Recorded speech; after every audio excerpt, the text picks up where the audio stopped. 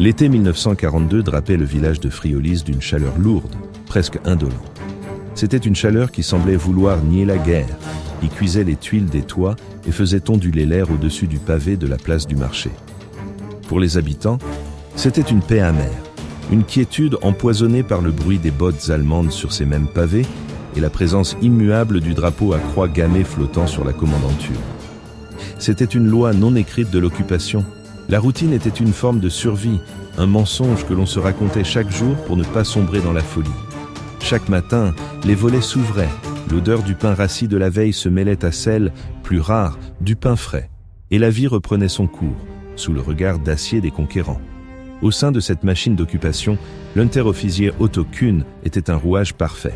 Affecté à des tâches administratives après une blessure sur le front de l'Est, un éclat d'obus qui lui avait laissé une cicatrice fine courant de la tempe à la mâchoire et un boitement discret par temps humides, il incarnait l'ordre et l'efficacité prussienne que ses supérieurs appréciaient.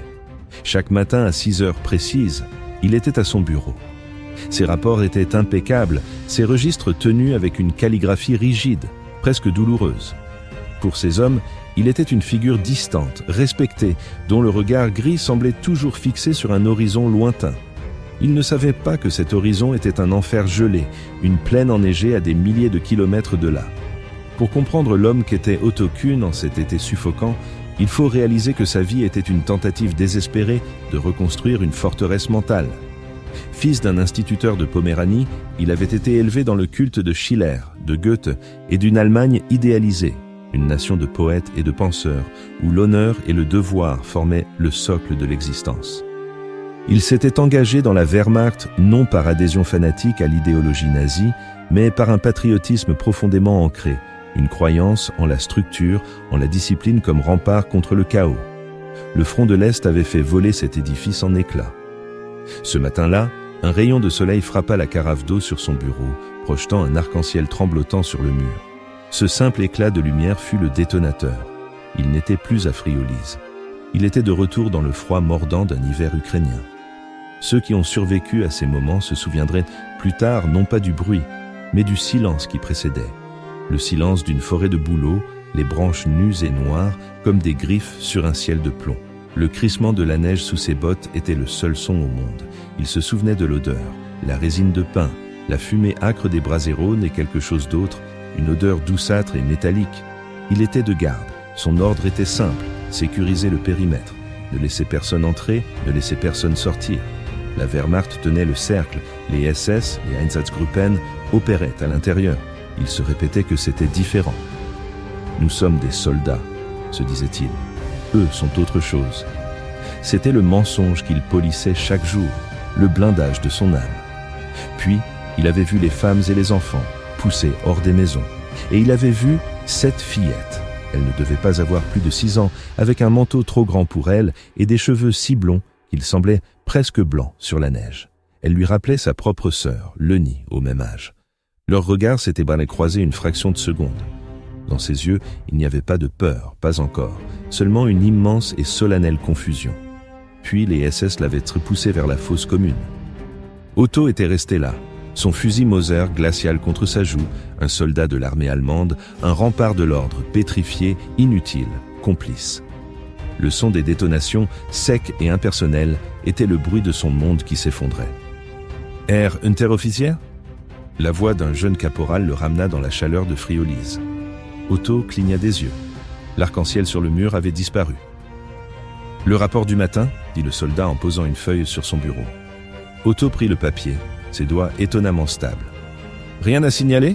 demanda-t-il, sa voix plus rauque qu'il ne l'aurait voulu. « Rien, Herr Unteroffizier. Calme plat. Les Français sont... comme d'habitude. » Calme plat. Le calme d'un cimetière avant la tempête. Le même calme qu'à l'orée de cette forêt maudite. Il congédia le soldat d'un signe de tête et se força à se lever. Il devait sortir, marcher. L'immobilité était dangereuse. C'est là que les fantômes l'assaillaient.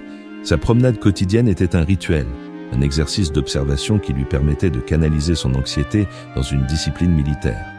Il descendit la rue principale, son boitement à peine perceptible. Il notait tout. Le regard fuyant du boulanger. Le graffiti Vive de Gaulle hâtivement effacé du mur de l'église, dont on devinait encore les contours. Le silence qui tombait dans un café lorsqu'il passait devant la porte. C'était le pouls de l'occupation. Un rythme fait de peur, de ressentiment et d'une fragile résilience. Il se voyait comme un médecin prenant la température d'un patient fiévreux. Il s'efforçait de rester détaché, clinique. Et puis, il les vit. Comme chaque jour à 7 heures, la famille Cohen. Monsieur Cohen était horloger. Sa boutique était un minuscule écrin de temps suspendu, rempli du tic-tac de dizaines de montres et de pendules.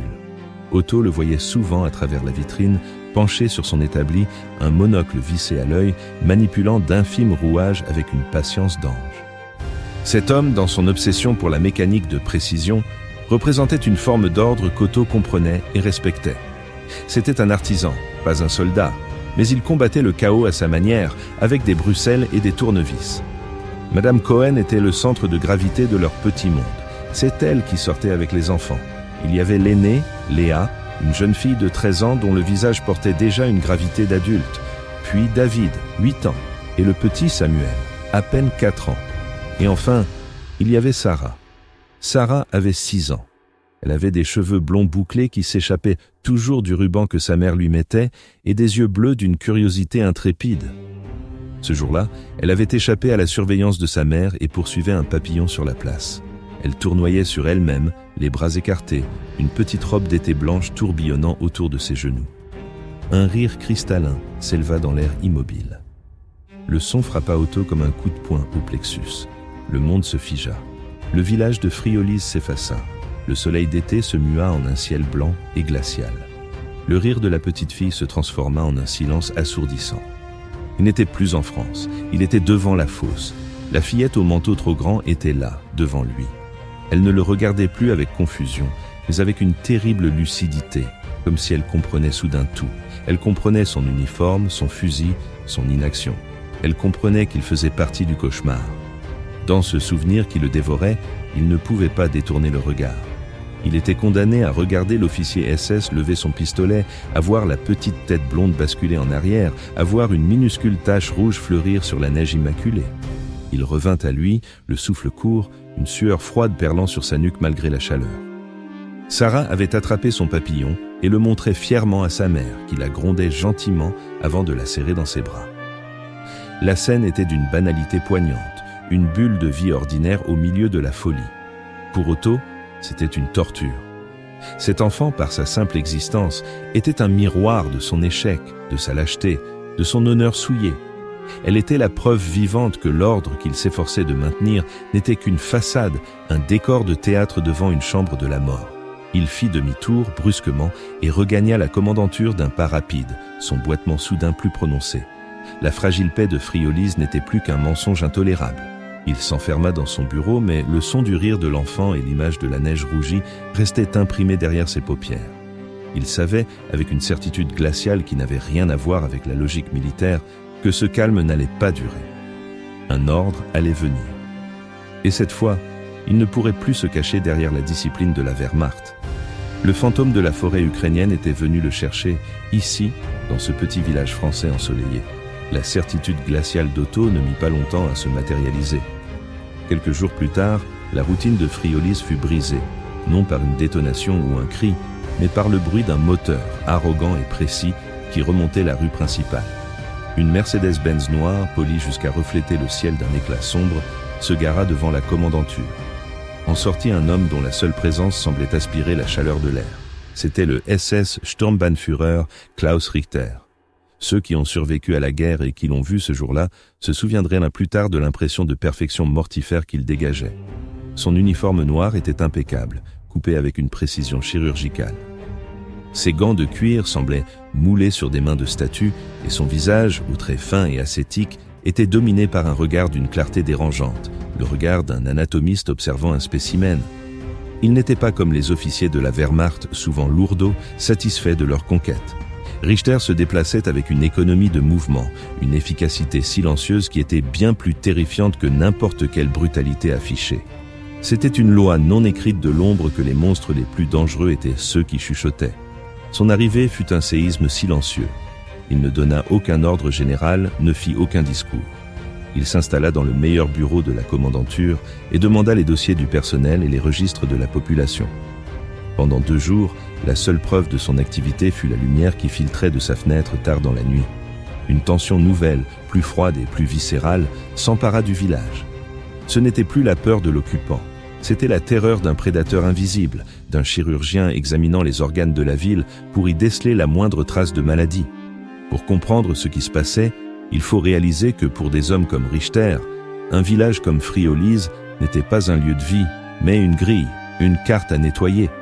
Il avait été détective des homicides à Hambourg dans les années 20, et il abordait sa mission avec la même obsession méticuleuse. Identifier les anomalies, isoler les agents pathogènes et exciser la pourriture. Le 3e jour, Otto Kuhn fut convoqué. En entrant dans le bureau, il fut frappé par l'ordre qui y régnait. Tout était parfaitement aligné, les stylos sur le bureau, les dossiers empilés au millimètre près. Richter n'était pas assis derrière son bureau comme une figure d'autorité. Il se tenait près de la fenêtre, regardant la place du village. « Interofficier Kuhn », dit-il sans se retourner. Sa voix était calme, presque courtoise. « Votre dossier est impressionnant. Croix de fer de première classe. Des rapports élogieux de vos supérieurs sur le front de l'Est, blessés au combat, un modèle de soldat allemand. » Otto se raidit, sentant un piège dans chaque mot laudateur. « Je fais mon devoir, Herr Sturmbannführer. » Richter se retourna enfin. Un mince sourire flotta sur ses lèvres. « Le devoir, un concept magnifique, c'est le ciment de notre nouvelle Europe. » Il fit quelques pas et s'arrêta devant Otto, son regard clair le sondant.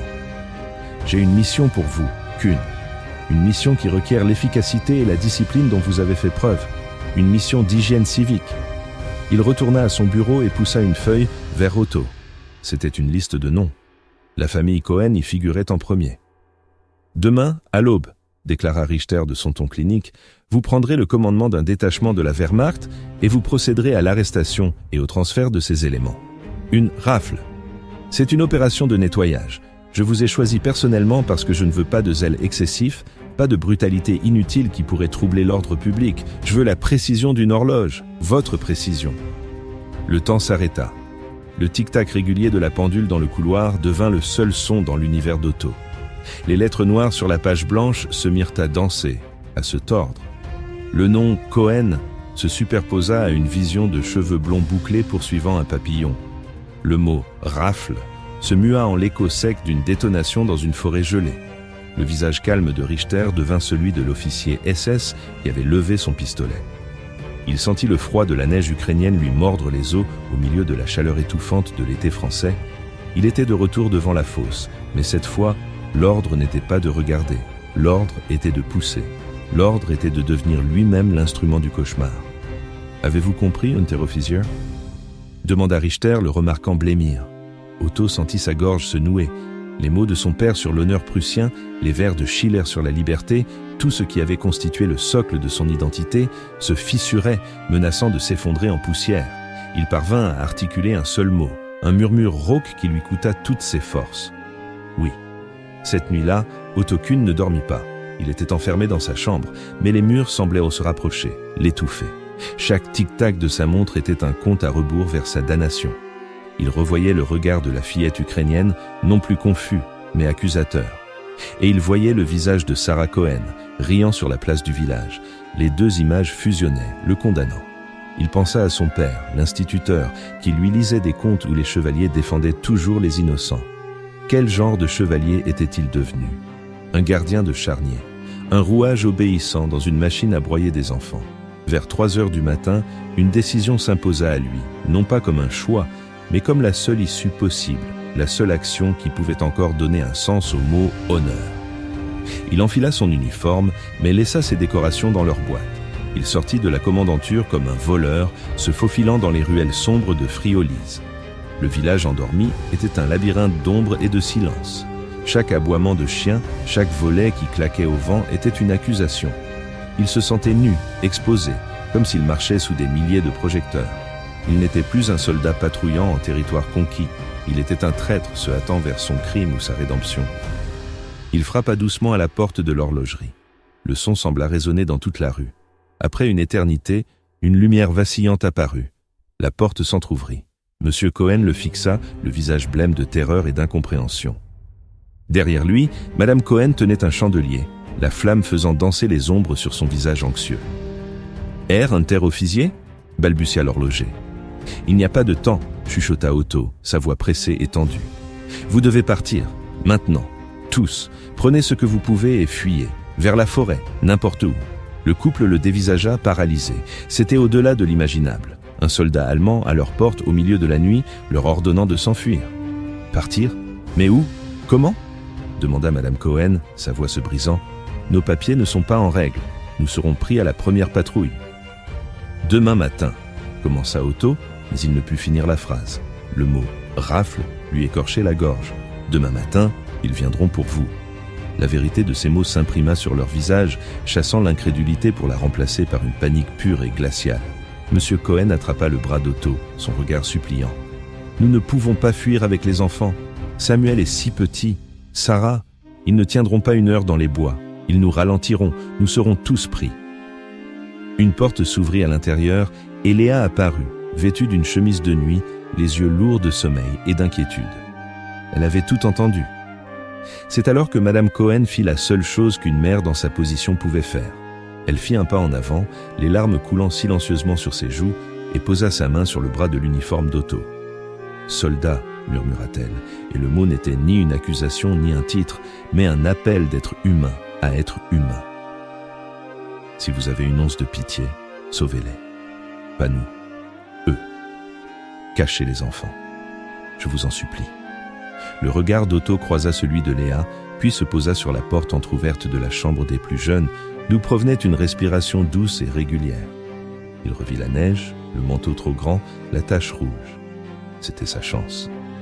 Pas de sauver le monde, pas de racheter toute sa faute, juste de sauver celle-ci, et les deux autres.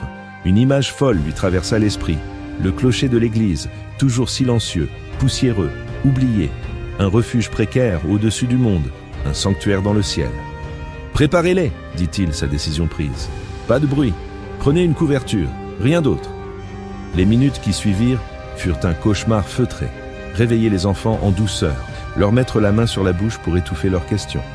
Les regards terrifiés de David et Sarah, le petit Samuel, à moitié endormi dans les bras de son père. Le transfert vers l'église fut une opération de contre-guérilla désespérée. Otto les guidait, se déplaçant d'une ombre à l'autre, son entraînement militaire retourné contre ses propres maîtres. Le grincement de la petite porte latérale de l'église fut le son le plus fort qu'il ait jamais entendu. Puis, la montée.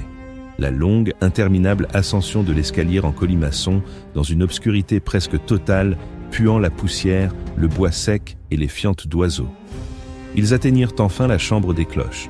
Par les lattes de bois des abassons, la première lueur blafarde de l'aube filtrait déjà, teintant le ciel d'un gris maladif.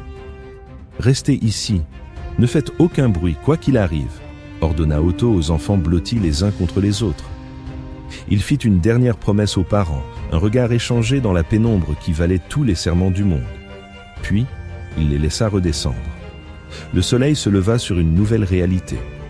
De son perchoir, Otto, désormais déserteur, traître et ravisseur, vit les camions arriver sur la place.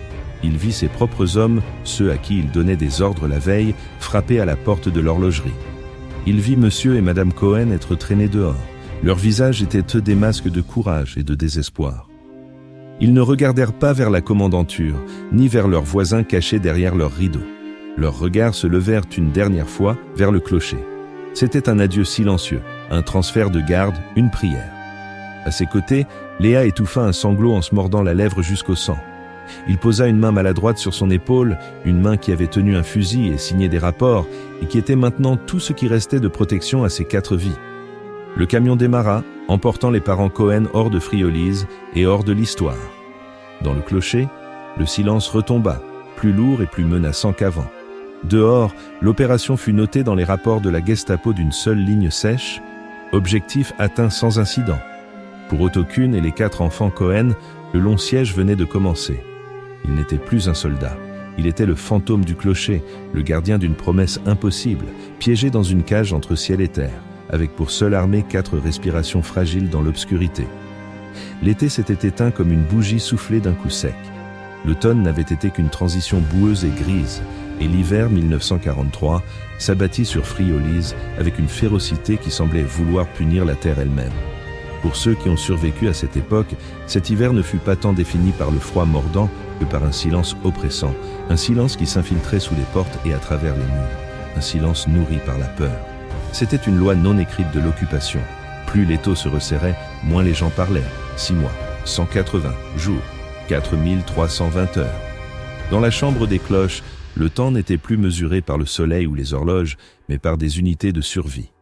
Il se mesurait en rations d'eau glacée, en tranches de pain rassis partagées avec une précision mathématique, en cycles de veille et de sommeil agité. Pour Otto Kuhn et ses 4 protégés, le clocher était devenu un monde entier, une planète suspendue entre le ciel gelé et la menace omniprésente qui grouillait en bas. C'était une forteresse et une prison, un sanctuaire et une tombe potentielle. La routine qu'Otto avait imposée était d'une discipline militaire, la seule arme qu'il possédait contre le chaos. Le matin, un chiffon humide pour la toilette dans un silence absolu.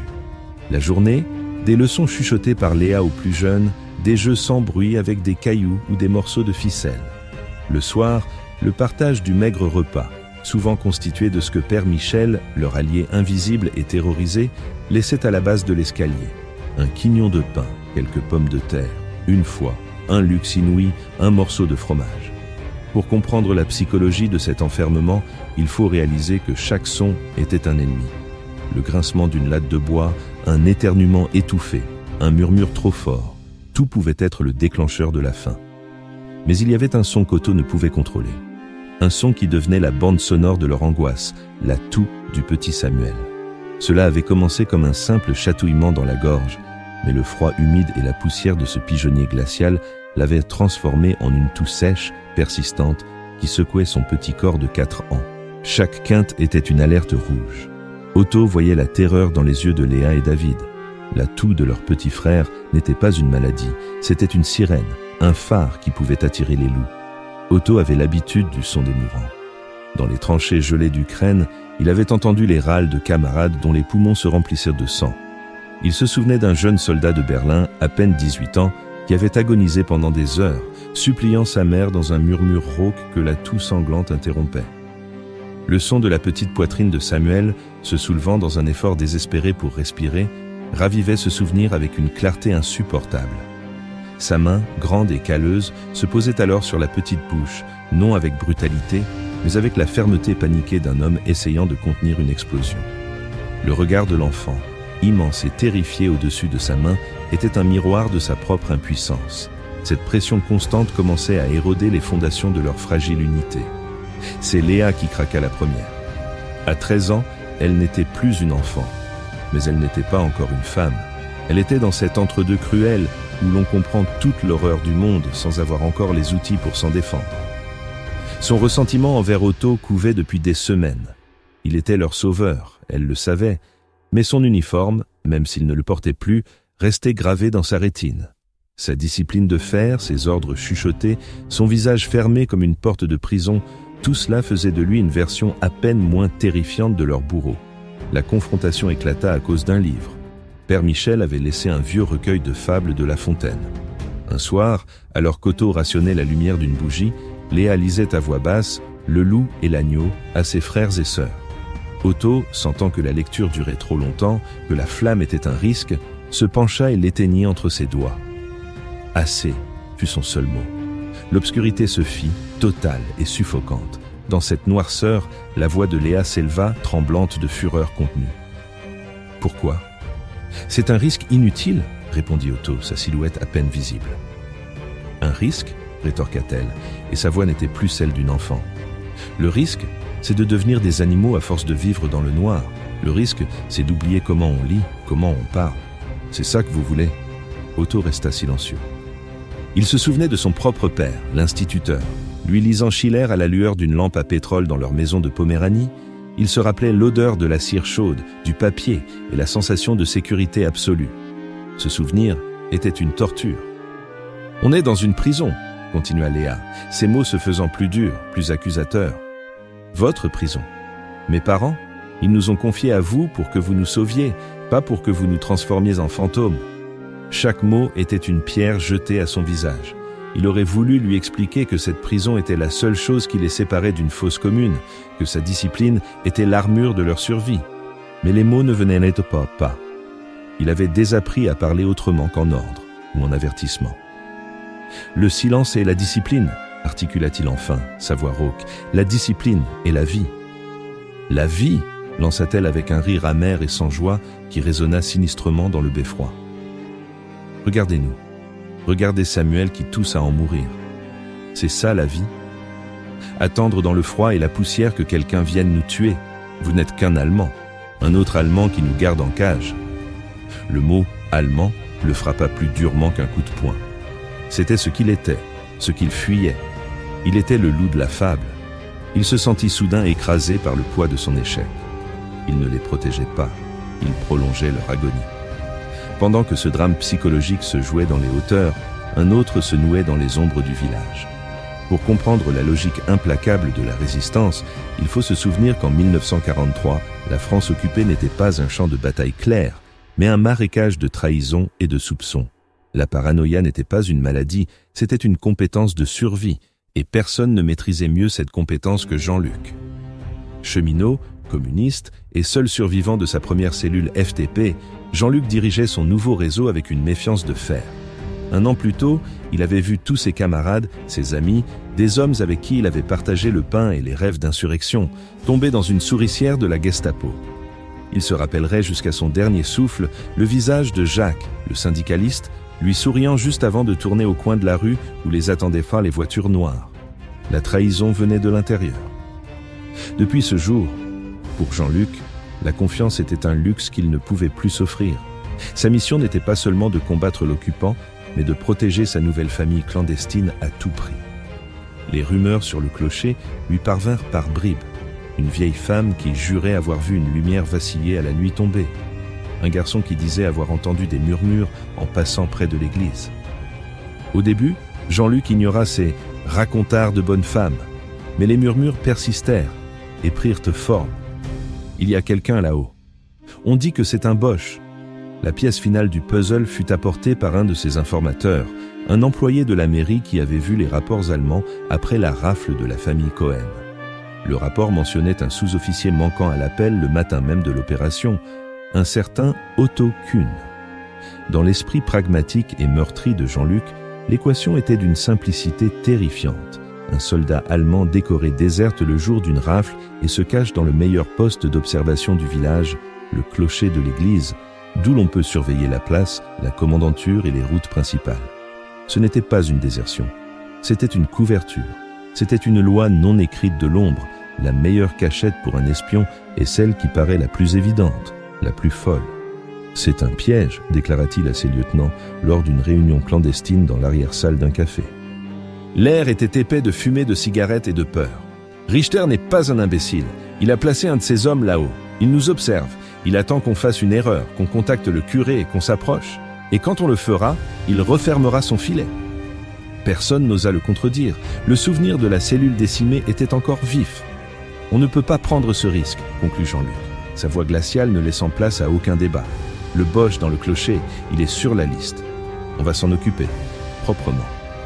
Le destin d'Otto Kuhn venait d'être scellé, non par ses ennemis, mais par ceux qui auraient dû être ses alliés. La prise de conscience lui vint lors d'une nuit sans lune, aussi noire que l'intérieur d'une tombe. Les réserves de nourriture étaient au plus bas, et la toux de Samuel s'aggravait. Otto savait qu'il devait prendre un risque. Laissant les enfants sous la garde sévère de Léa, il se glissa hors de l'église pour la première fois en des semaines. Il se déplaçait comme une ombre, longeant les murs, son entraînement militaire lui servant à déjouer les patrouilles qu'il avait lui-même organisées des mois plus tôt. Son objectif était la grange d'un fermier connu pour son opposition discrète au régime, où il espérait trouver quelques pommes de terre ou un sac de grains oublié. Il se cachait dans l'encoignure d'une ruelle, attendant le passage d'une patrouille, lorsque deux silhouettes s'approchèrent. Il reconnut le boulanger et le forgeron. Ils parlaient à voix basse, mais dans le silence de la nuit, chaque mot lui parvenait, clair et tranchant comme un éclat de verre. « Toujours là-haut », disait le boulanger. « Ma femme l'a encore vu hier, une ombre derrière les lattes. »« C'est une honte », répondit le forgeron, sa voix un grondement sourd. « Un Boche dans le clocher de notre église. Un espion, c'est sûr. Il nous surveille tous. » Le sang d'Otto se glaça dans ses veines. Il s'aplatit contre le mur froid, retenant son souffle. « Jean-Luc et ses hommes sont au courant. ajouta le boulanger dans un murmure conspirateur. Ils disent qu'ils vont nettoyer ça bientôt. C'est une question de temps, il faut être patient. Les deux hommes passèrent, leurs pas s'éloignant sur les pavés. Ils le laissaient seul dans l'obscurité, avec la vérité nue et terrifiante de leurs paroles. Il n'était pas seulement chassé par Richter et la Gestapo. Il était aussi la cible de la résistance. Il était l'ennemi de tous, pris en tenaille. Il n'y avait aucune issue, aucun camp où trouver refuge. L'Allemand pour les Français, le traître pour les Allemands. Son identité n'était plus la sienne. Elle était ce que chaque faction projetait sur lui, et toutes les projections voulaient mettre sa mort. Il renonça à sa mission et rebroussa chemin vers l'église, les mains vides mais l'esprit accablé d'un poids nouveau. Il remonta l'escalier en colimaçon, chaque marche semblant plus haute, plus lourde. Il entra dans la chambre des cloches. Les 4 enfants dormaient, blottis les uns contre les autres pour se tenir chauds, leurs visages pâles et sereins dans un rayon de lune qui filtrait à travers les planches.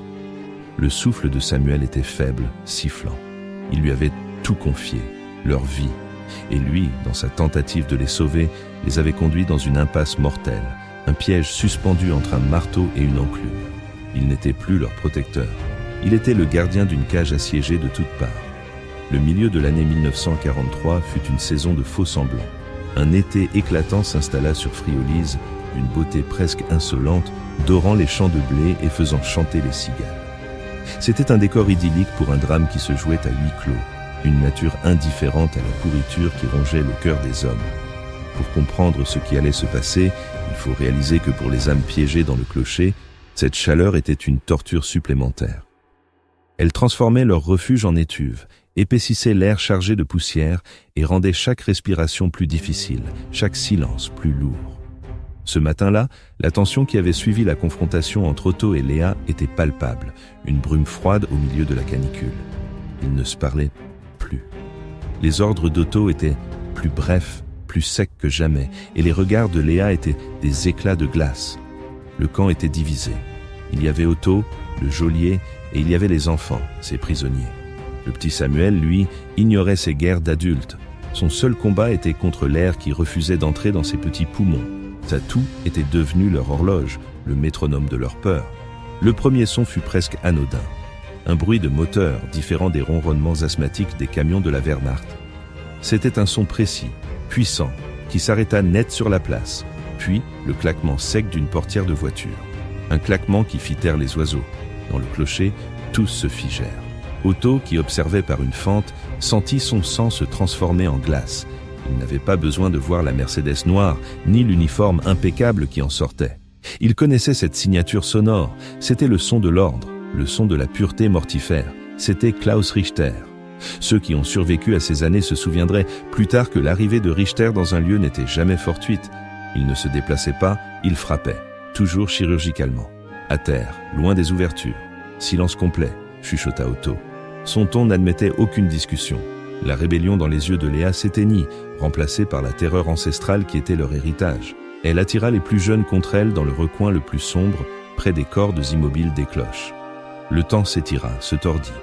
Chaque seconde était une heure. Ils entendirent le grand portail de l'église grincer sur ses gonds. Puis le bruit. Le bruit qui allait hanter leur nuit pour le restant de leur jour. Le bruit des bottes de Richter sur les dalles de pierre de la nef. Ce n'était pas le pas lourd et traînant d'une patrouille.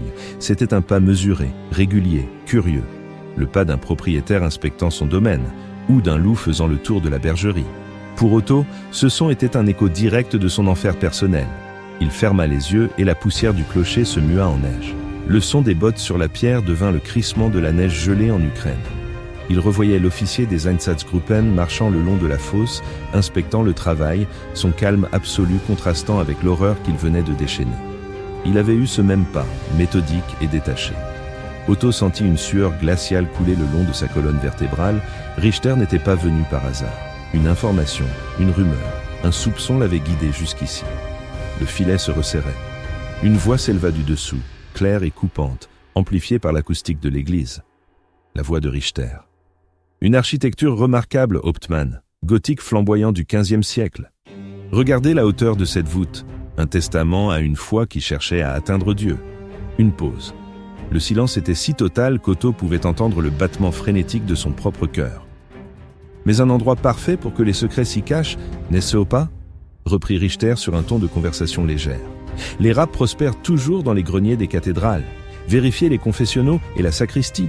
N'oubliez pas la crypte. Les pas se multiplièrent, se dispersant dans l'église. Mais une paire de bottes resta immobile, directement sous eux. Richter. Otto l'imaginait, levant la tête, ses yeux clairs scrutant l'obscurité de la voûte, son esprit de détective assemblant les pièces du puzzle, le prêtre effrayé, le sous-officier disparu, les rumeurs du village. C'est à ce moment précis que le désastre survint. Ce fut d'abord un petit hoquet, un spasme dans la poitrine de Samuel. Léa sentit le petit corps se contracter contre elle et lui mit instinctivement la main sur la bouche. Mais c'était trop tard. Une première toux, étouffée, rauque s'échappa. Un bruit de chiot malade. En bas, les pas s'étaient tus. Le silence devint une pression physique, un poids écrasant sur leur poitrine. Et puis, la quinte commença. Incontrôlable.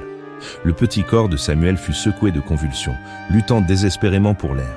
Une deuxième toux, plus forte, une troisième, déchirante. Le temps se figea. Dans cette fraction de seconde, Otto ne réfléchit pas.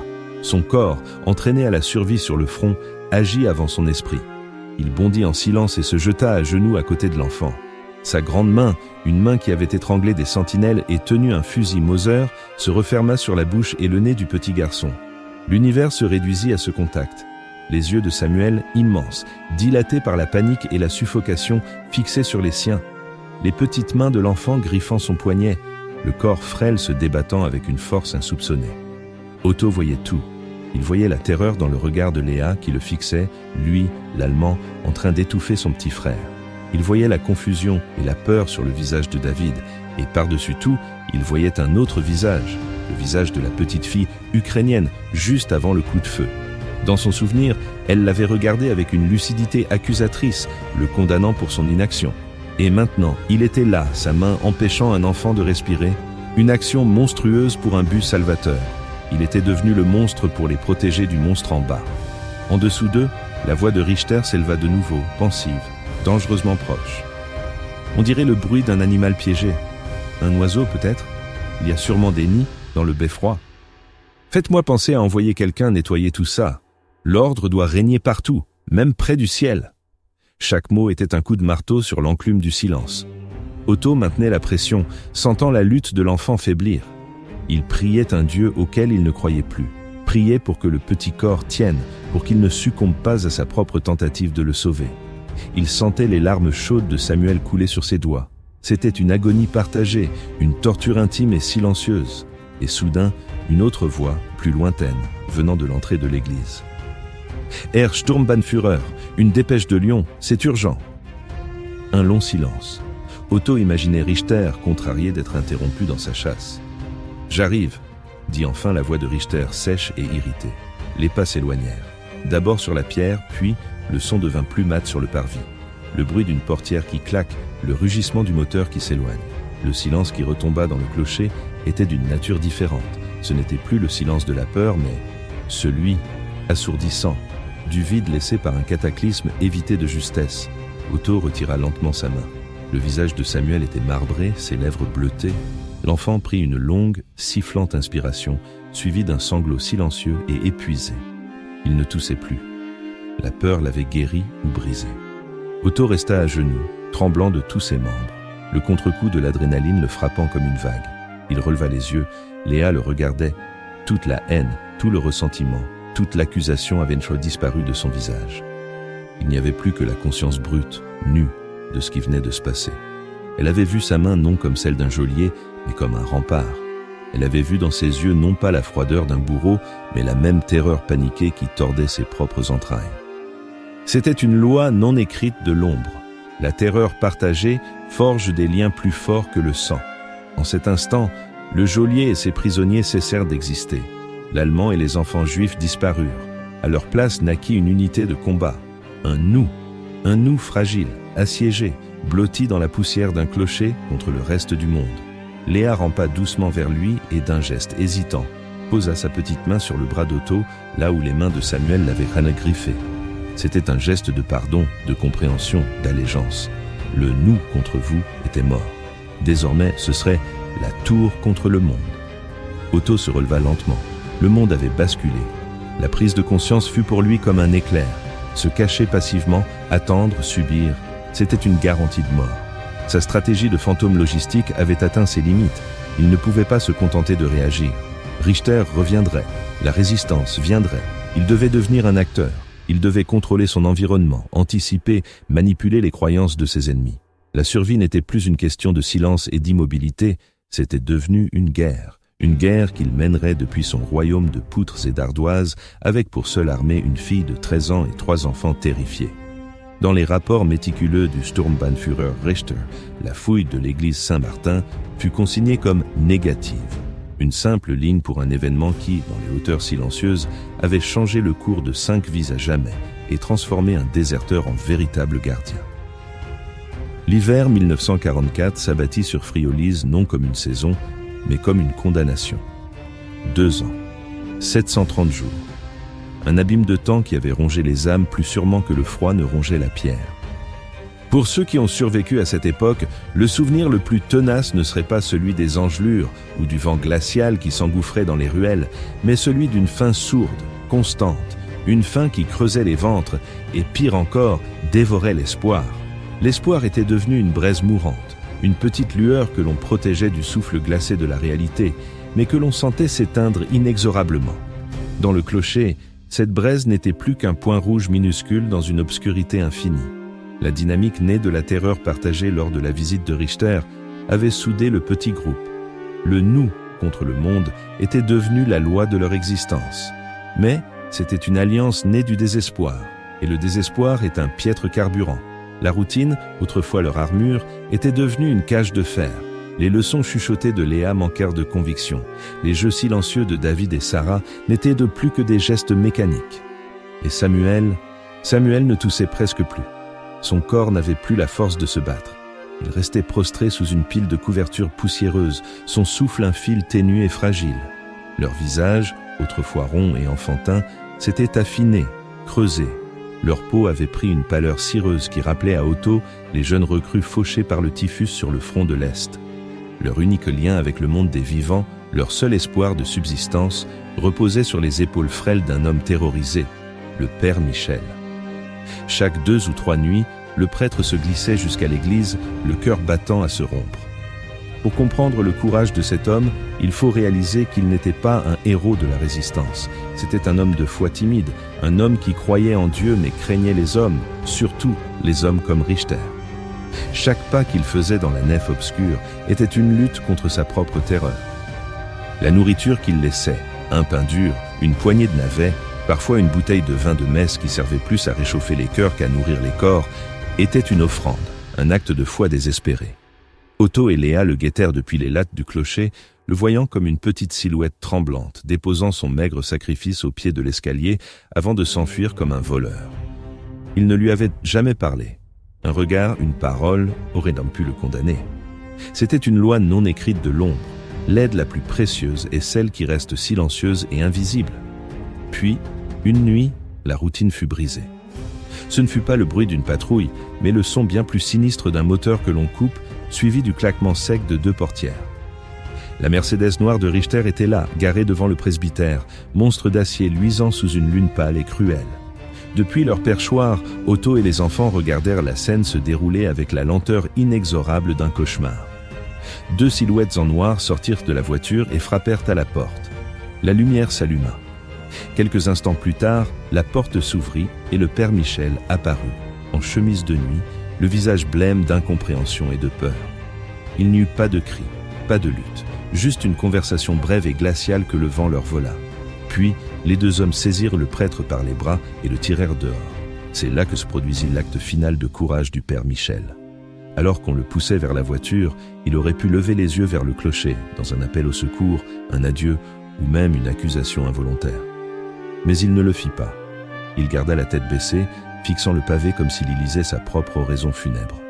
Ce refus de regarder était son dernier cadeau, son ultime acte de protection. Il emportait leur secret avec lui dans la nuit. La portière claqua, le moteur rugit et la voiture disparut, emportant leur seul et unique fil de vie. Dans les archives officielles de la Gestapo, cet incident fut noté d'une seule ligne sèche, prêtre Michel Dubois, arrêté pour interrogatoire de routine. Une formule administrative pour masquer des heures de terreur et une agonie qui ne faisait que commencer. Pour le groupe assiégé dans le clocher, la disparition du prêtre fut comme le sectionnement d'un cordon ombilical. Les jours qui suivirent furent une descente dans un silence et une faim encore plus profond. Plus de pas dans la nef, plus de pain au pied de l'escalier. Le néant. La nouvelle de l'arrestation du curé se répandit dans Friolise comme une traînée de poudre. Elle parvint à Jean-Luc dans l'arrière-salle enfumée du café qui lui servait de quartier général. Pour le chef de la résistance locale, cette information n'était pas une tragédie. C'était une confirmation. Ceux qui ont survécu à la guerre clandestine se souviendraient plus tard que la paranoïa était une seconde nature, un bouclier contre la trahison qui rôdait partout. Jean-Luc avait vu son premier réseau anéanti par un seul homme qui avait parlé. Il ne referait jamais la même erreur. Son visage, éclairé par la lueur blafarde d'une lampe à pétrole, était un masque de granit. « Je vous l'avais dit », dit-il d'une voix sans émotion à ses deux lieutenants. L'air était lourd de l'odeur de tabac froid et d'angoisse. Le prêtre a été pris. Pourquoi maintenant? Pourquoi lui? Il n'attendit pas de réponse. Parce qu'il était le contact du Boche dans le clocher. Notre espion a nourri le prêtre d'informations, ou le prêtre lui en a donné. L'un d'eux est devenu un risque. Richter a fait le ménage. C'est simple, c'est logique. Un jeune résistant, à peine 20 ans, le visage encore imberbe, osa protester. Mais, Jean-Luc, et si le Boche est un vrai déserteur? Et si le curé l'aidait? Le regard de Jean-Luc se posa sur lui, dur et froid comme un éclat de silex. Un déserteur? Un officier décoré de la croix de fer qui choisit comme cachette le meilleur point d'observation du village? Tu crois encore au conte de fées, petit? La guerre, ce n'est pas un conte de fées. C'est une partie d'échecs où chaque pion que tu perds est un ami mort. Jacques est mort à cause d'un « et si ». Pierre est mort à cause d'un « peut-être ». Je ne perdrai plus personne pour un « peut-être ». Il se pencha au-dessus de la table, son poing s'abattant doucement sur le bois usé. Le Boche a donné le prêtre. Demain, il nous donnera. C'était une loi non écrite de la guerre clandestine. La survie du réseau primait sur tout le reste, même sur la conscience individuelle. Cette menace doit être éliminée. Il se redressa. Sa décision était prise, irrévocable. Samedi soir, pendant la ronde de minuit, la place sera déserte. On entre, on monte, on fait le travail. Propre et silencieux. C'est terminé. Le jeune résistant baissa la tête, vaincu par la logique glaciale de la survie. Le sort d'Otto Kuhn venait d'être scellé par ceux-là même qui combattaient l'ennemi qu'il avait fui. Dans le clocher, le temps n'avait plus de sens. Était-ce le 3e jour sans nourriture? Le 4e? Otto avait perdu le compte. La faim était devenue une douleur physique, une crampe constante qui lui tordait les entrailles. Mais pire que la douleur était la vision des enfants. Ils dormaient la plupart du temps, un sommeil léthargique qui était le moyen pour leur corps de conserver le peu d'énergie qui leur restait. Ce soir-là, un rayon de lune blafard filtrait à travers les lattes et éclairait leurs visages. Otto les regarda un par un. Léa, son visage amaigri portant une gravité qui n'appartenait pas à une fille de 15 ans. David, recroquevillé en boule, comme pour se protéger d'un monde qui n'avait été que terreur. La petite Sarah, dont les joues avaient perdu toute leur rondeur. Et Samuel, dont la respiration était si faible qu'Otto devait se pencher pour s'assurer qu'il était encore en vie. Pour comprendre la profondeur de son désespoir, il faut réaliser qu'à cet instant, il n'était plus à Friolise. La vision de ses enfants affamés le projeta loin en arrière, dans la cuisine chaude de sa maison d'enfance en Poméranie. Il se revit, petit garçon, assis à la table en chêne, regardant sa mère pétrir la pâte à pain. Il se souvint de l'odeur de la farine, de la levure, de la chaleur réconfortante du four. Il se souvint du goût du pain frais sortant du four, avec du beurre qui fondait dessus, une saveur de sécurité absolue, de monde en ordre. Sa mère lui disait toujours « Tant qu'il y a du pain dans cette maison, Otto, rien de mal ne peut arriver ». Le souvenir le frappa avec la violence d'un coup de poing. Il avait fui un massacre pour en présider un autre au ralenti. Sa protection n'était qu'une autre forme de condamnation. Il les avait sauvés de la chambre à gaz pour les laisser mourir de faim dans un pigeonnier. Il avait échoué, de la manière la plus complète, la plus absolue. Le fantôme de la petite fille ukrainienne était là, à ses côtés dans l'obscurité, et son regard ne l'accusait plus de son inaction passée, mais de son action présente. Il avait créé une prison de faim et de froid. Sa grande tentative de rédemption n'était qu'une parodie tragique. Une décision germa dans son esprit, froide et claire comme la nuit d'hiver. C'était la décision d'un soldat acculé qui n'a plus qu'une seule cartouche. Il se déplaça sans bruit vers une poutre maîtresse dans le coin le plus sombre. Il y avait là une latte de plancher légèrement descellée. Il l'écarta. Dessous, enveloppé dans un chiffon huilé, se trouvait son pistolet de service, un Luger P608. Il ne l'avait pas touché depuis 2 ans. Le sortir de sa cachette était un rituel funèbre. Il déroula le chiffon. Le métal noir et bleuté de l'arme semblait absorber la faible lumière, une tache de néant absolu. L'objet était froid, lourd dans sa main. Un poids familier, réconfortant et terrible. Il se souvenait de la fierté qu'il avait ressentie le jour où on le lui avait remis. C'était le symbole de son devoir, de sa place dans l'ordre du monde. Maintenant, c'était un instrument de sa damnation finale. Il vérifia le chargeur d'un geste mécanique, appris et répété des milliers de fois. 8 cartouches, 8 possibilités de mettre fin à la souffrance. L'idée du suicide lui traversa l'esprit 1 seconde à peine. Mettre le canon contre sa tempe et presser la détente, la paix, le silence. Il rejeta l'idée avec mépris. C'eût été la désertion ultime, l'abandon final. Non. Son esprit, formé par des années de discipline militaire, analysa la situation tactique. Il était piégé, chassé par la Gestapo, condamné par la résistance. Ses protégés mouraient de faim. La défense passive était une défaite certaine. Il ne restait qu'une seule option, l'attaque. Il ne s'agissait pas de gagner. Il n'y avait plus de victoire possible. Il s'agissait de créer une diversion. Une dernière, désespérée, manœuvre. Un acte suicidaire. Il irait à la commandanture. Il connaissait les horaires de garde, les points faibles. Il créerait le chaos. Il tirerait sur tout ce qui portait un uniforme allemand. Il ne survivrait pas plus de 5 minutes, mais pendant ces 5 minutes, toute l'attention de la garnison serait concentrée sur lui. 5 minutes de chaos. C'était peu, mais c'était peut-être assez. Assez pour que dans la confusion, Léa puisse guider les autres hors de l'église, vers la forêt, vers une chance infime, improbable, de survie. Il n'agissait plus pour se racheter. Il avait perdu toute foi en sa capacité à gagner cette guerre d'attrition, à être un protecteur. Il agissait en soldat, exécutant une dernière mission sans espoir pour couvrir la retraite des civils. Il était redevenu l'Unteroffizier Otto Kuhn, mais son serment n'allait plus à un drapeau ou à une nation. Il allait à 4 respirations fragiles dans l'obscurité d'un clocher. Le pistolet froid dans sa main, il regarda une dernière fois les enfants endormis. Il avait cru que l'honneur signifiait mourir pour un drapeau. Il comprenait maintenant que l'honneur, son seul honneur possible, était de mourir pour qu'un enfant puisse peut-être voir un autre lever de soleil. Sa longue nuit de l'âme était terminée. Il avait trouvé sa dernière et unique mission. Le plan s'était cristallisé dans l'esprit d'Otto avec la clarté terrible des dernières volontés.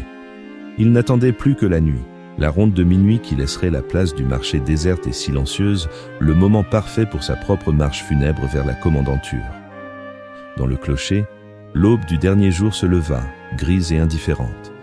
Ce n'était pas la lumière de l'espoir, mais celle, clinique, d'une salle d'opération avant l'incision finale. Les enfants dormaient encore de ce sommeil lourd et fiévreux des affamés, leur souffle à peine des murmures dans le froid. Pour la première fois en 2 ans, Otto ne voyait plus en eux sa mission, mais son échec incarné.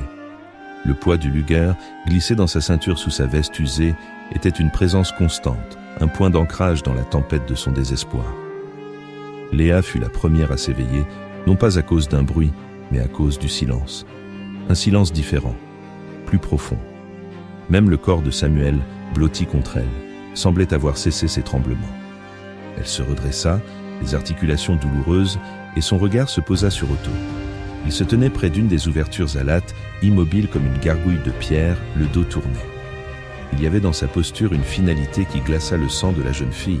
Ce n'était plus la vigilance du gardien, c'était l'immobilité de l'homme qui a pris une décision irrévocable. Poussée par une angoisse qu'elle ne comprenait pas, elle se traîna jusqu'à une autre fente dans le bois, un peu plus bas, un interstice qu'elle avait fait sien au fil des mois. C'était sa fenêtre sur un monde perdu. Pour comprendre ce qu'elle ressentait en regardant à travers, il faut imaginer un fantôme observant les vivants. La place du village, en dessous, reprenait sa routine sous le joug de l'occupation. Des femmes avec des paniers vides, quelques soldats allemands flânant, le rythme lent et oppressant d'une vie qui continuait sans eux. Chaque jour, c'était une torture, un rappel de tout ce qu'on leur avait volé. Et puis, elle le vit.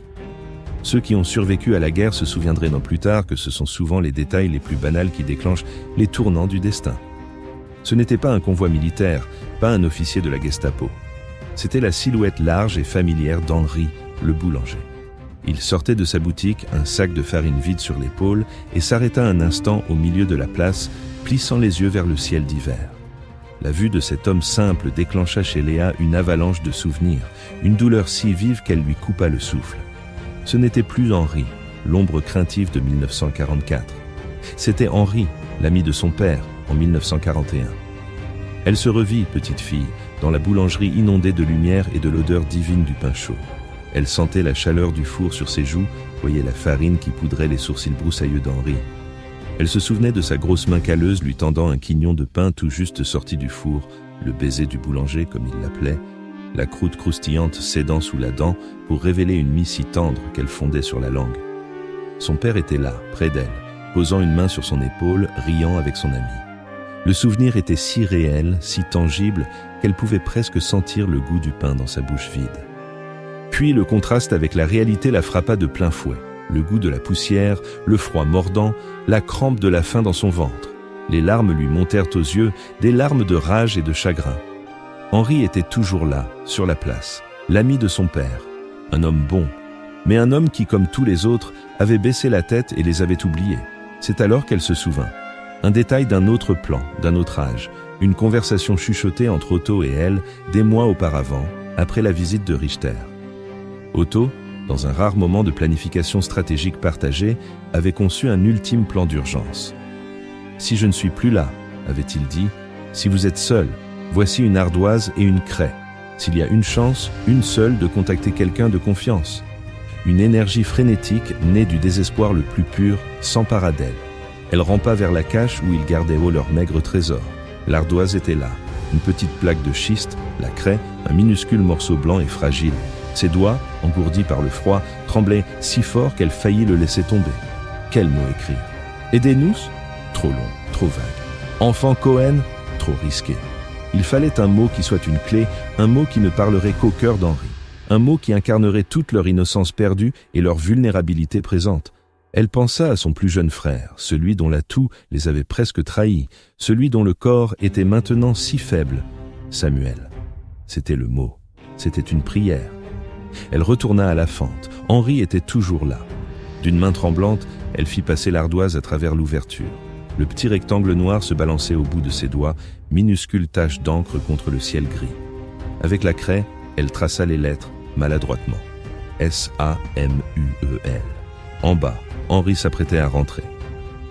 Pour comprendre ce qui s'est passé ensuite, il faut savoir qu'Henri, comme beaucoup d'hommes de Friolise, était rongé par une culpabilité silencieuse. Chaque jour, il voyait l'horlogerie fermée, une cicatrice sur le visage du village. Il pensait à son ami, l'horloger, à sa femme, à ses enfants. Il se disait qu'il n'aurait rien pu faire, mais cette excuse avait un goût amer. Par habitude, par une sorte de pénitence muette, son regard se levait toujours vers le clocher, comme s'il cherchait une réponse dans le silence de la pierre. Ce matin-là, son regard accrocha quelque chose d'inhabituel. Un point noir là où il ne devrait y en avoir aucun. Un reflet étrange. Il plissa les yeux. C'était une ardoise. Puis il vit les lettres blanches, pâles, presque illisibles à cette distance. Il fit quelques pas, le cœur battant. Le mot se forma lentement dans son esprit. Samuel. Le sac de farine lui glissa de l'épaule et tomba sur le pavé dans un bruit sourd.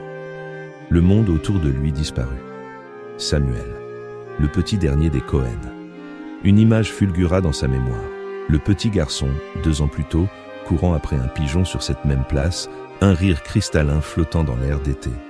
Ce mot, suspendu entre ciel et terre, n'était pas une information, c'était une apparition, un message venu d'outre-tombe. Et il comprenait tout. Le Boche disparut.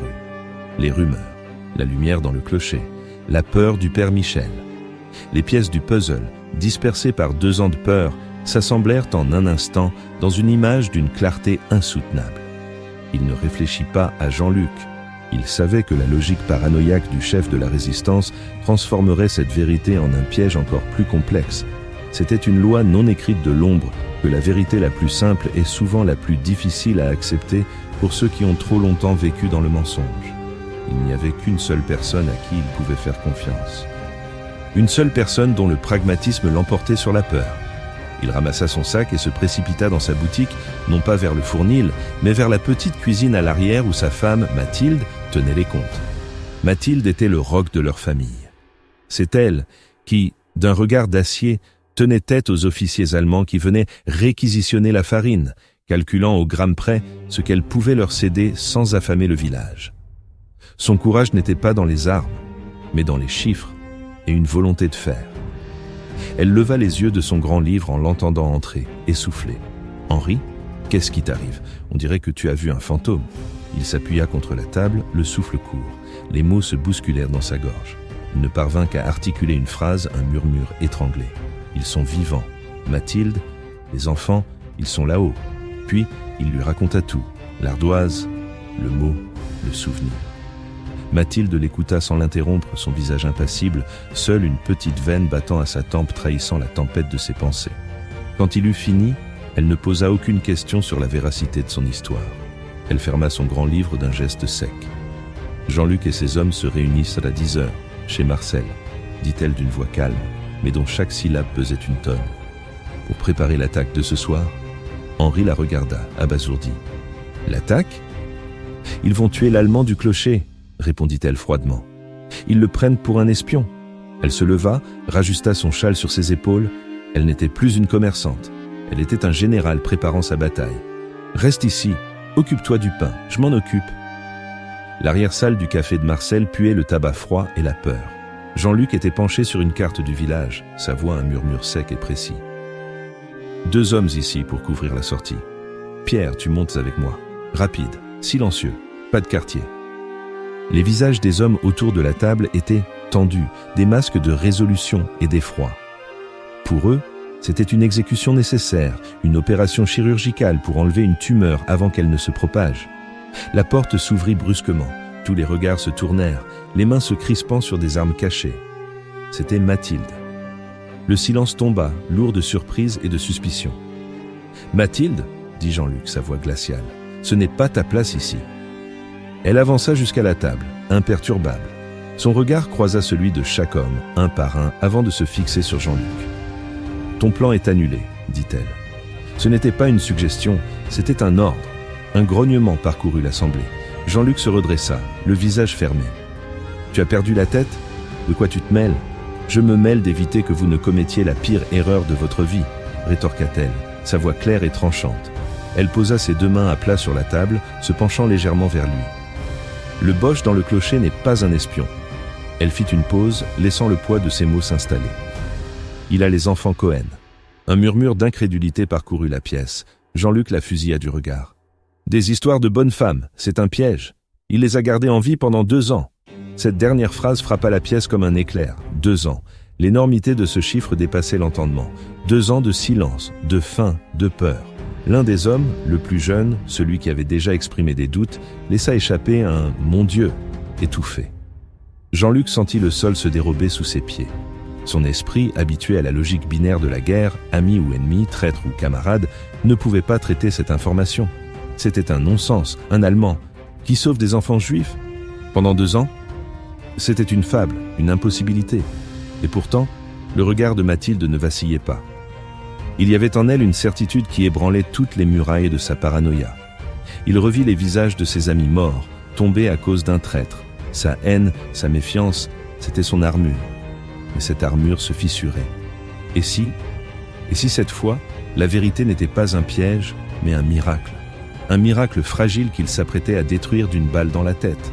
Ceux qui étaient présents dans cette arrière-salle ce soir-là se souviendraient toujours de ce silence. Le silence où le monde de Jean-Luc bascula.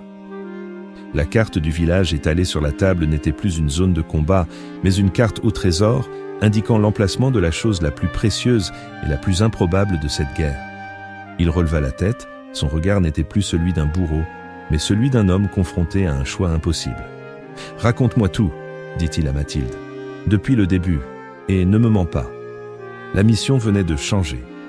Ce n'était plus une exécution. C'était devenu un sauvetage. La pièce de puzzle finale et la plus cruciale venait de trouver sa place, transformant la haine en espoir et un Allemand condamné en un allié improbable. La nuit tomba sur Friolise comme le couvercle d'un cercueil. C'était une nuit de décembre d'une clarté glaciale où les étoiles semblaient des éclats de givre jetés sur un velours noir et infini. Pour comprendre ce qui allait se jouer, il faut réaliser que cette nuit-là, deux logiques de chasse, deux volontés implacables allaient converger sur le parvis silencieux de l'église Saint-Martin. C'était une loi non écrite de l'ombre que les moments les plus décisifs de la guerre ne se déroulaient pas sur les grands champs de bataille, mais dans des lieux oubliés où quelques âmes jouaient leur destin. La première logique était celle de l'ordre. Elle arriva dans le ronronnement précis et arrogant d'une Mercedes-Benz. À l'intérieur, le SS Sturmbannführer Klaus Richter ne regardait pas le paysage. Il contemplait la conclusion d'une équation. Pour lui, cette affaire n'était plus une simple chasse aux déserteurs, c'était devenu une obsession personnelle, une tâche intolérable sur la perfection de sa juridiction. Il se souvenait de ses débuts, détective à Hambourg, traquant un tueur en série qui laissait des indices cryptiques. La satisfaction qu'il avait ressentie en refermant le filet, en voyant la compréhension et la défaite dans les yeux du criminel, était la même qu'il anticipait ce soir. Otto Kuhn n'était pas un homme, c'était une anomalie, un rouage qui avait sauté de la grande horloge du Reich. Et lui, Richter, était l'horloger qui allait le retirer et restaurer la marche parfaite du temps. La seconde logique était celle du chaos racheté. Dissimulés dans les recoins sombres de la place, Jean-Luc et ses hommes attendaient, leur respiration formant de petits nuages blancs dans l'air glacial. Pour Jean-Luc, les dernières heures avaient été un séisme intérieur. La certitude qui avait été son armure pendant des années s'était brisée contre l'incroyable vérité de Mathilde. Protéger un Allemand pour sauver des enfants juifs. L'ironie était si amère, si totale, qu'elle en devenait presque une forme de pureté.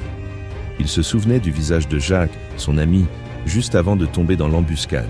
Il avait combattu depuis pour la vengeance, pour l'honneur des morts. Ce soir, il combattait pour la vie. Il combattait pour un miracle improbable qui donnait soudain un sens nouveau, plus profond, à tout leur sacrifice. Sa mission n'était plus de tuer un espion, mais de protéger une forteresse assiégée. La Mercedes s'arrêta. Les portières claquèrent, un son sec et final qui déchira le silence.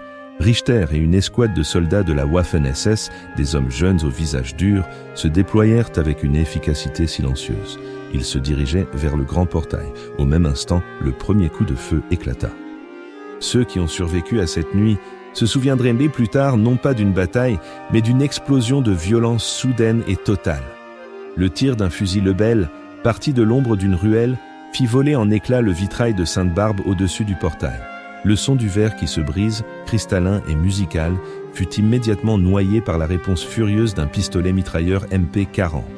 Le parvis de l'église, lieu de prières et de marché, se transforma en un instant en un champ de mort, où les balles traçantes dessinaient des lignes rouges dans l'obscurité. Dans le clocher, le chaos fut un réveil brutal. Otto, qui s'apprêtait à descendre pour sa propre mission suicidaire, fut projeté contre un mur par le souffle d'une balle qui venait de traverser une latte de bois. Les enfants, tirés de leur sommeil léthargique, se mirent à crier. Mais c'était un son différent de l'atout de Samuel, ou des sanglots de peur. C'était le son de la prison qui se brisait. Léa attrapa la main de Sarah, ses yeux fixés sur Otto, attendant l'ordre. Pour Otto, la confusion ne dura qu'une seconde. Son esprit de soldat analysa la situation. Une attaque extérieure, la résistance. Il ne comprenait pas le pourquoi, mais il en saisit l'opportunité. C'était la diversion qu'il avait espérée, un miracle sanglant tombé du ciel. « Maintenant !» hurla-t-il pour couvrir le bruit de la fusillade. « On descend! Restez derrière moi !» Leur descente de l'escalier en colimaçon fut une chute en enfer. Le clocher était secoué par les impacts, la poussière et les éclats de pierre pleuvaient sur eux. Otto tenait le petit Samuel, dont le corps était un poids mort dans ses bras. Il sentait le cœur du garçon battre à tout rompre contre sa poitrine. Chaque marche était une prière. Derrière lui, Léa guidait David et Sarah, leur chuchotant des mots de réconfort qu'elle n'entendait même pas elle-même. La lueur stroboscopique des tirs filtrait par les abassons, transformant leur fuite en une danse macabre d'ombre et de lumière. Pour comprendre la terreur de ce moment, il faut imaginer être pris au piège à l'intérieur d'un tambour, sur lequel deux armées frappent avec une fureur mortelle. Ils atteignirent de la nef. La scène était apocalyptique. La lumière de la lune, filtrant à travers les trous béants des vitraux, découpait des formes spectrales dans la fumée de cordite qui se mêlait à l'odeur séculaire de l'encens froid. La bataille faisait rage à l'extérieur, mais quelques soldats allemands s'étaient déjà réfugiés à l'intérieur, utilisant les piliers comme abri. Otto n'hésita pas. Il ne se dirigea pas vers la sortie principale, mais vers un coin sombre près de l'autel. La crypte. Il tira une lourde dalle de pierre, révélant un escalier humide et noir. C'était leur chemin. Il fit descendre Léa et les deux plus jeunes en premier, puis leur passa Samuel. « Attendez-moi au bout du tunnel, dans le bois. Allez » ordonna-t-il. Léa le saisit par le bras, son visage illuminé par un éclat de tir. « Venez avec nous, s'il vous plaît. » Il y avait dans sa voix 2 ans de peur, de haine et finalement d'une loyauté forgée dans la terreur. Otto posa sa main sur la sienne un instant seulement. Il se souvenait de la main de sa propre mère posée sur son front quand il était malade, une chaleur, une promesse. « Ma mission n'est pas terminée, dit-il, sa voix rauque. Le chasseur est encore en vie. Tant qu'il vivra, vous ne serez jamais libre. » Il la poussa doucement vers les escaliers. « Allez, vivez !» Il referma la dalle juste au moment où un jeune résistant, celui-là même qui avait douté de la logique de Jean-Luc, surgissait d'une porte latérale pour couvrir leur retraite. Leurs regards se croisèrent une fraction de seconde par-dessus le chaos. Le Français vit un soldat allemand fatigué, le visage creusé, protégeant l'entrée d'une tombe. L'Allemand vit un jeune homme terrifié et déterminé, se battant pour une cause qui était soudain devenue la sienne. Aucun mot ne fut échangé. Une reconnaissance silencieuse, l'absurdité et la noblesse de la guerre encapsulées dans un regard. Puis, Otto se retourna. Le Luger était froid dans sa main. La peur avait disparu, remplacée par une résolution de glace. Il n'était plus le fantôme du clocher. Il était redevenu l'Unteroffizier Kuhn. Mais il n'allait pas mourir pour un drapeau. Il allait mourir pour le bruit d'une respiration d'enfant. Il se déplaça à travers la nef, utilisant les ombres et sa connaissance parfaite des lieux. Richter était là, près du chœur, abrité derrière un pilier massif, donnant des ordres d'une voix calme et précise, un chef d'orchestre au milieu de la cacophonie. Il était la source de la menace. Il fallait l'éteindre. Otto l'attendit. Lorsque Richter se déplaça pour changer de position, Otto sortit de l'ombre. « Richter !» Le Sturmbannführer se figea et se retourna. Pendant un instant, au milieu du vacarme, les 2 hommes se firent de face, seuls au monde. Le duty-bound soldier contre le conscience-bound man, l'architecte de l'ordre contre le gardien de la conscience. Les yeux clairs de Richter s'écarquillèrent, non de peur, mais d'une incrédulité presque académique. Il voyait l'anomalie, le rouage défectueux qui se dressait contre lui. « Kuhn !» dit-il, et sa voix était presque déçue. La trahison de la race et du sang, pour quelle raison? Pour quelques sous-hommes? Pour une sentimentalité pathologique? Otto leva son pistolet. La main qui avait signé des rapports, tenu une tasse de café, serré la main de camarade, était parfaitement stable. « Je croyais que l'honneur signifiait mourir pour un drapeau, » dit Otto, et ses mots résonnèrent dans l'église comme un credo. « Je sais maintenant que l'honneur, c'est de vivre pour que le souffle d'un enfant continue. » Richter esquissa un rictus de mépris et leva son arme. Mais Otto fut plus rapide. Son tir claqua, sec, définitif. Une petite tache rouge apparut sur le col immaculé de l'uniforme noir. Richter chancela, une expression de surprise totale sur son visage, comme un logicien confronté à un paradoxe insoluble. Il s'effondra sur les dalles froides, son obsession de l'ordre finalement vaincue par un simple acte de chaos humain. Au même moment, une douleur fulgurante déchira le flanc d'Otto. Un des soldats de Richter avait tiré. Il tomba à genoux, le Luger lui glissant des doigts. Le son de la bataille s'estompait, remplacé par un bourdonnement. Il ne sentait pas le froid de la pierre, mais la neige d'une plaine ukrainienne. La petite fille au manteau trop grand était là, devant lui. Mais cette fois, il n'y avait plus d'accusation dans son regard, juste le silence, une paix infinie. Son compte était soldé. Ceux qui racontent cette histoire aujourd'hui, dans le village de Friolis redevenu paisible, le font avec la voix de leurs grands-parents. C'est une histoire qui s'est transmise non pas dans les livres d'histoire, mais au coin du feu, une légende locale aussi solide que les pierres de l'église. C'est la voix d'une vieille femme, Léa Cohen, enregistrée sur une cassette quelques années avant sa mort, qui en donne l'épilogue le plus poignant. Sa voix est fragile, mais les mots sont clairs, ciselés par 70 ans de mémoire. Nous sommes sortis dans les bois cette nuit-là. Nous étions comme des animaux sauvages, aveuglés par la lumière de la lune, affamés, terrifiés. Un jeune homme nous attendait. Il ne nous a rien dit. Il a juste enlevé son manteau et l'a mis sur les épaules de Samuel. Puis d'autres sont arrivés. Ils nous ont emmenés dans une ferme, nous ont donné une soupe chaude. Je me souviendrai toute ma vie du goût de cette soupe. C'était le goût de la vie qui recommençait. Nous avons survécu à la guerre. On nous a cachés jusqu'à la libération. Après, nous avons appris que nos parents n'étaient jamais revenus. Nous étions orphelins, mais nous n'étions pas seuls. Nous étions 4 piliers d'un temple construit par le sacrifice d'un homme. Son corps n'a jamais été retrouvé. Dans la confusion de la bataille, il a disparu. Certains disent que les résistants l'ont enterré secrètement, en héros. D'autres, que son corps a été emporté avec celui des autres Allemands. Pour les enfants du village, il est devenu une légende, le fantôme du clocher. Un esprit protecteur qui veillait sur l'église. Pendant des années, les enfants laissèrent des fleurs au pied de l'escalier du beffroi. La voix de la vieille Léa se brise un instant, chargée d'une émotion qui n'a pas vieilli. On m'a souvent demandé son nom. Je le connais, Otto Kuhn. Mais son nom n'est pas ce qui est important. Il n'est gravé sur aucune pierre tombale, sur aucun monument aux morts. Son héritage n'a pas été effacé. Il est inscrit dans nos vies, dans mes enfants, mes petits-enfants, dans les enfants de David, de Sarah, de Samuel. Nous sommes son mémorial. Nous sommes la preuve vivante qu'au plus profond de la nuit la plus sombre, un homme peut choisir, pas entre une nation et une autre, mais entre un ordre qui tue et une promesse faite à un enfant. C'est ça, le véritable honneur. Ce n'est pas mesuré en médailles, mais en acte d'une humanité impossible.